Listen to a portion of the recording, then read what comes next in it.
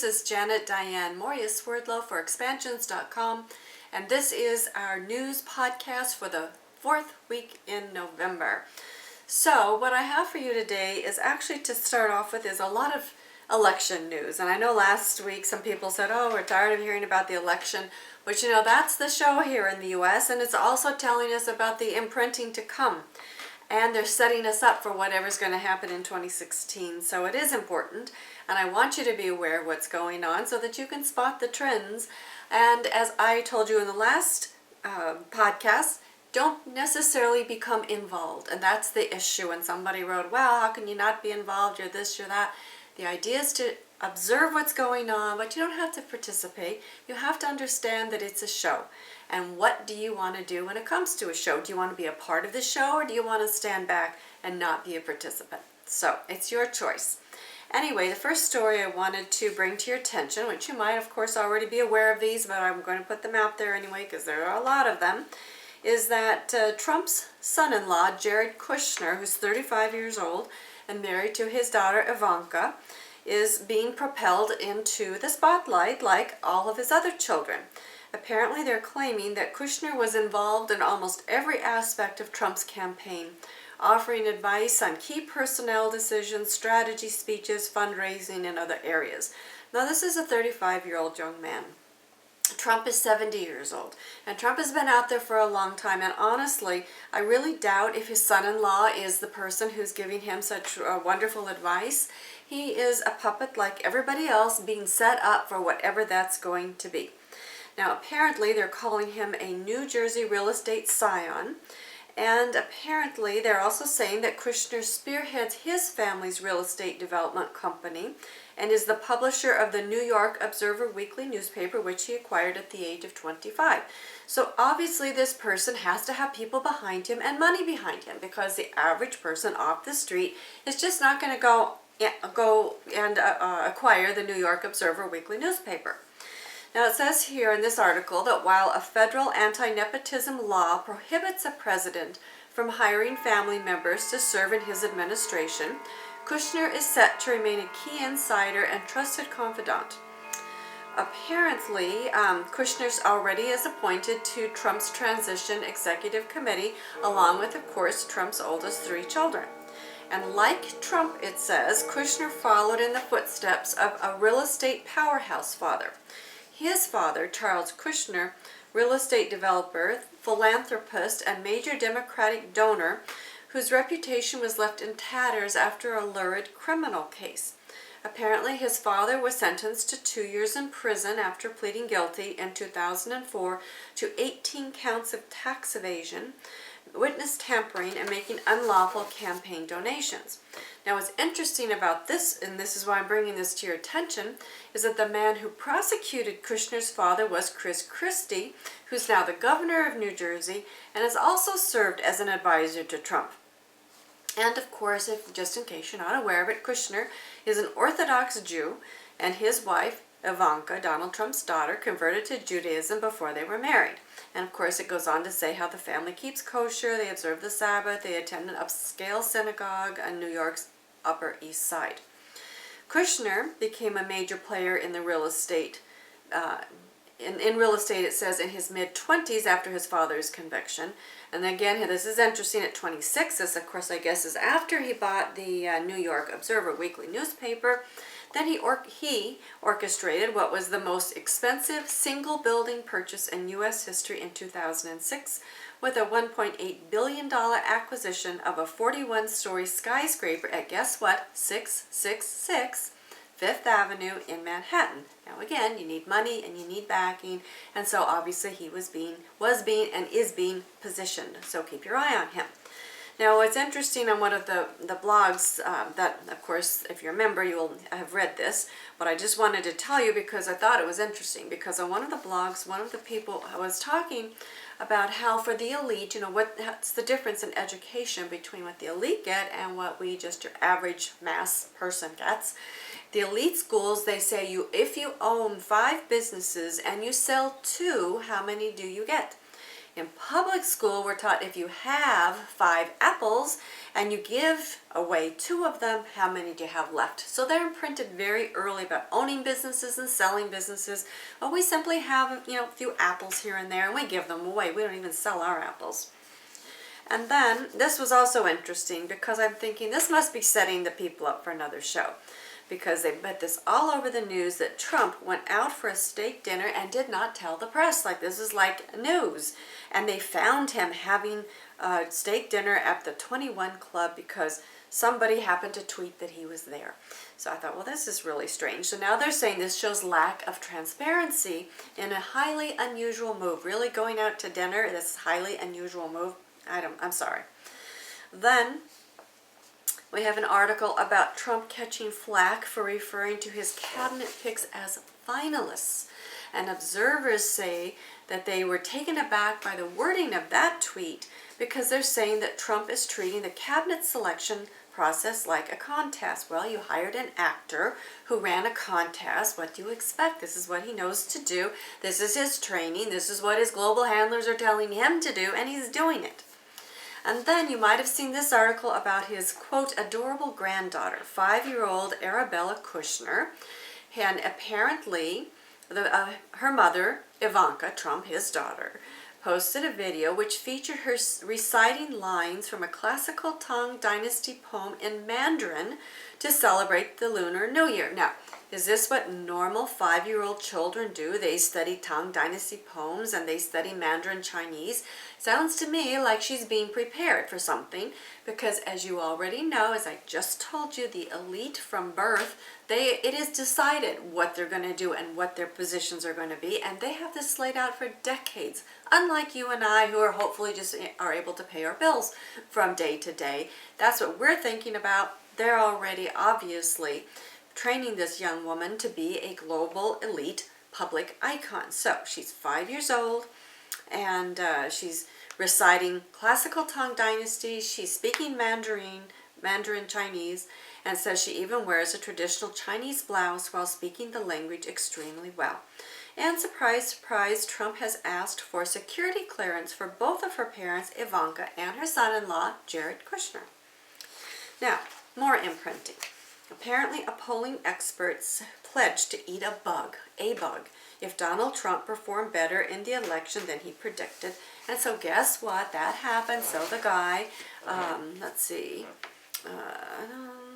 Dr. Sam Wang of the Princeton Election Consortium said it is totally over. He says, if Trump wins more than 240 electoral votes, I will eat a bug. And he did. So, we're all supposed to eat bugs. I hope you realize that. Then I had also talked to you about Obama talking about demons, and I've talked to you about New World Religion and all the imprinting and the mixing of New World Religion and politics.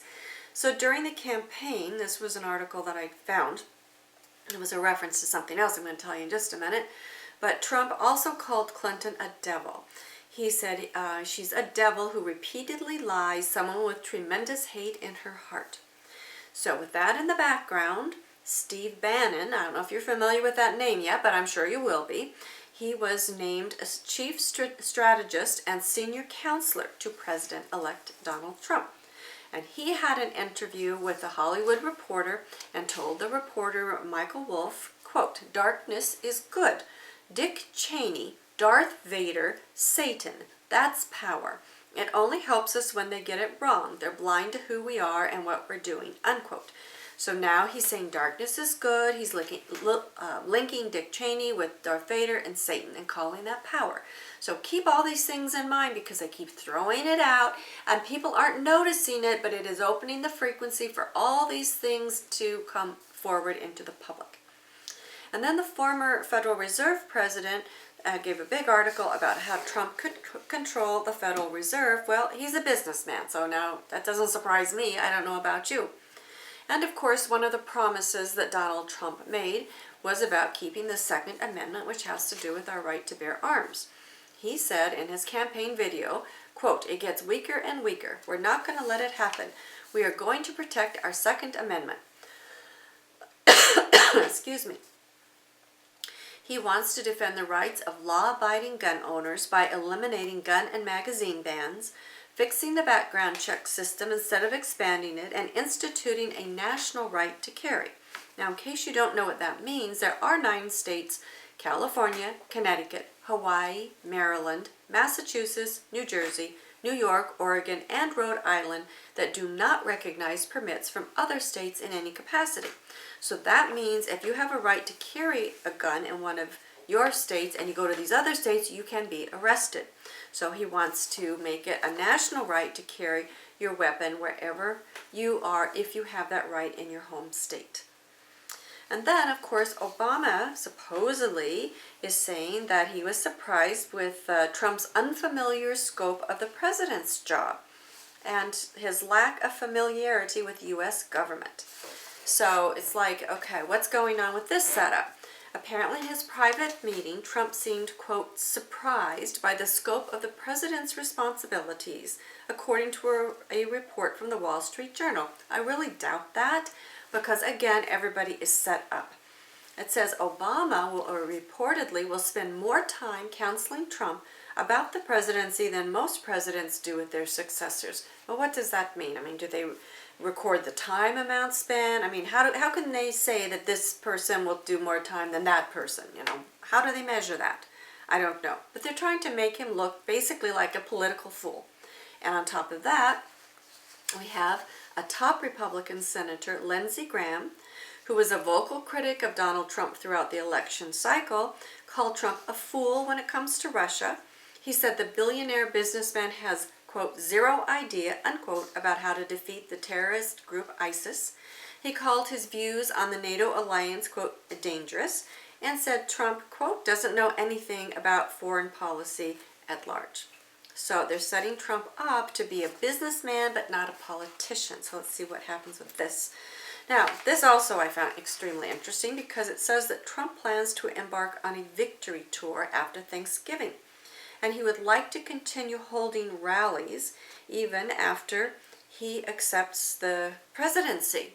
So I thought, what does that mean? You know, why does he want to hold rallies? What's a victory tour? What does all this mean? And then it says it's unclear how much time will be taken to travel across the bulk of the contiguous U.S. and into Alaska, because he's supposed to be appointing a cabinet and filling administration-related jobs. So, and then they say, I guess there are about 4,000 positions that have to be filled, so I found that interesting. Now here we go with more, throwing a bad light on everybody.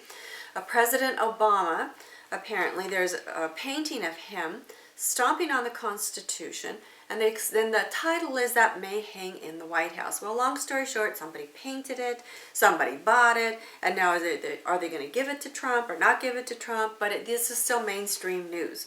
So, what does that mean? Now, this didn't come as a surprise to me, but let's see if it does to you. It says, according to a gambling site called Bovada in Las Vegas, that Michelle Obama has the best 2020 presidential odds of any Democrat to win the presidency. And, it says, of course, in here, the First Lady has said running for president doesn't interest her, but, everything's planned.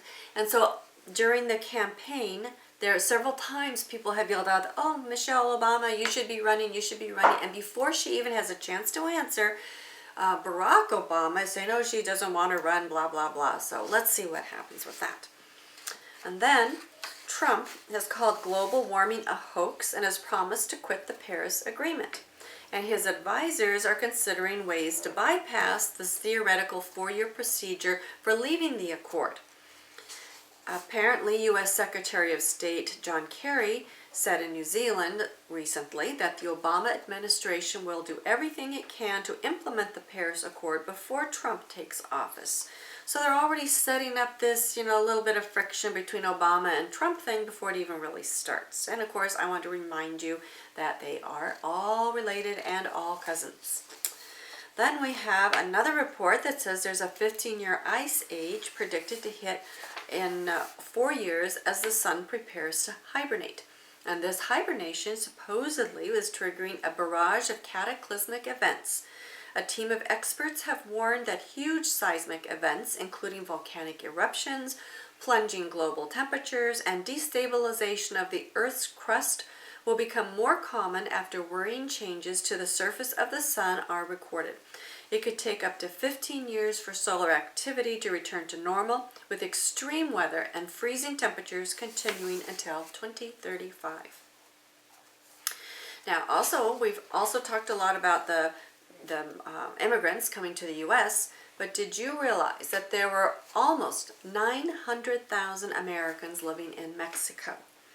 And Canada, only 350,000 Americans living in Canada. So I thought that was pretty interesting.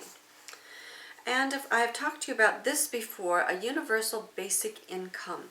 Apparently, as robots are taking over jobs, people are wondering how they're going to support themselves. So even Barack Obama weighed in on the idea of a basic income in a recent interview with Wired. He said, quote, "Whether a universal income is the right model, is it gonna be accepted by a broad base of people? That's the debate that we'll be having over the next 10 or 20 years." And apparently, in Ontario, Canada, one of the first pilot programs in North America aimed at providing a basic income to those in need is due to begin in 2017, as well as Finland is going to begin experiments in 2017 with a universal basic income. And the Swiss recently voted down a true universal basic income, which it says they rejected that by almost 77%, but they still consider that a milestone because it was the first time a country such as Switzerland had such a vote.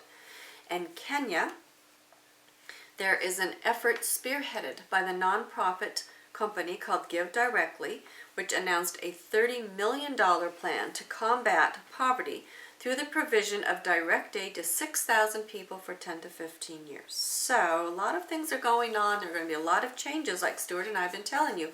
2016 is a 9-year. That's the end of a huge cycle, a 9-year cycle. So we're going to be beginning 2017, 2018, double new beginnings. Things are changing, and as you know, the global elite are going to be using those numbers. So you can use them for positive. They're going to use them against you. I can tell you that already. Then we have a Hyperloop, which could be built in Dubai very soon. Apparently, they are exploring possible routes for the first ever Hyperloop, a high-speed transportation system that uses a pipeline to carry passengers and goods in levitating capsules. Apparently, also, this is being considered in Russia, Finland, Sweden, the Netherlands, Switzerland, and the UK. And Dubai is hoping its first passenger track could be operated by 2021. So this means that one of the routes, say between Dubai and Abu Dhabi, which is 102 miles, typically takes more than an hour by car, would take just 12 minutes by Hyperloop. And what is Hyperloop? It's an electronic propulsion which moves a capsule or autonomous vehicle along the pipe in a low-pressure environment to reach speeds of at least 740 miles per hour, which is unprecedented for a ground-based system, according to this article. And then we have Stephen Hawking, who's always in the news. He's claiming that humanity might or will be, this article says will be, wiped out in 1,000 years. And so he's reminding the audience that there are going to be cataclysmic activities that are going to happen. He said, I don't think we will survive another 1,000 years without escaping beyond our fragile planet. He says, although the chance of a disaster to planet Earth in a given year may be low, it adds up over time and becomes a near certainty in the next 1,000 or 10,000 years. By that time, we should have spread out into space and to other stars, so a disaster on Earth would not mean the end of the human race. However, we will not establish self-sustaining colonies in space for at least the next 100 years, so we have to be very careful in this period, unquote. And of course, I keep telling you he is a mouthpiece for whoever wants to control the button for his living and breathing. Also, speaking of people who are paralyzed, there's a paralyzed ALS patient who is now operating a speech computer with her mind. A brain implant has been placed in this particular patient, which enables her to operate a speech computer with her mind. The researchers and patients worked intensively to get the settings right, and now she can communicate at home with her family and her caregivers. In effect, this patient has had a kind of remote control placed in her head. So while that's, again, as long as it's used for positive, that's a great thing. When it's used for negative, then that has a tendency to be concerning. And apps responsible for the biggest spike in traffic deaths in 50 years. When distracted driving entered the national consciousness a decade ago, the problem was mainly people who made calls or sent texts from their cell phones. So we got a bunch of new apps, and that has led to a boom in internet use in vehicles that safety experts say is contributing to a surge in highway deaths. So while there was a steady decline in highway fatalities in the last 4 decades, it says last year recorded the largest annual percentage increase in 50 years. The numbers so far this year are even worse. It says in the first 6 months of 2016, according to the National Highway Traffic Safety Administration, we had 17,775 deaths. It's up 10% from 2015. So 17,775 people in 6 months is really, in my opinion, really horrible. So we have some people with need to work on those mind patterns. This was interesting because I've also been telling you about the increase of ghost type of stories on the internet. They're all over the place. And again, this is going to be tied in eventually to New World Religion. So this one I always want to tell you about, and it's interesting. You can take a look at the picture. There was a woman who was driving her 13-year-old daughter to a beauty pageant. Of course, that's what they should do with a 13-year-old, but that's her business. The teen started to take selfies on the 45-minute trip.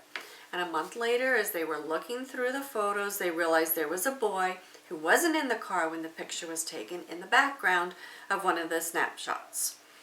The girl, the 13-year-old girl, was not wearing her seatbelt, which is usual for her, and her mother believes the little boy is serving as a warning. Now, of course, the mother could always say to the daughter, wear your seatbelt, but some parents are not in control of their children. Anyway, the photo was taken on a highway in the Matland area of Florida near Orlando, the same place where a boy tragically died in a road accident. The photo was taken in July on the anniversary of his death, and the mother believes that it's the same child. With that said, I looked, there's this in an article right below it where was a video that said, what does it feel like to be ghosted? And then in parentheses it says disconnected. So that means they're giving you a new term, they're telling you how to use it. And in case you don't know what ghosted is, let's give you a video so we can start to put this into society. So I looked up ghosted just to see what it said. And it says it's the act of suddenly ceasing all communication with someone the subject is dating but no longer wishes to date. This is done in hopes that the ghostee will just get the hint and leave the subject alone, as opposed to the subject simply telling he or she that he is no longer interested.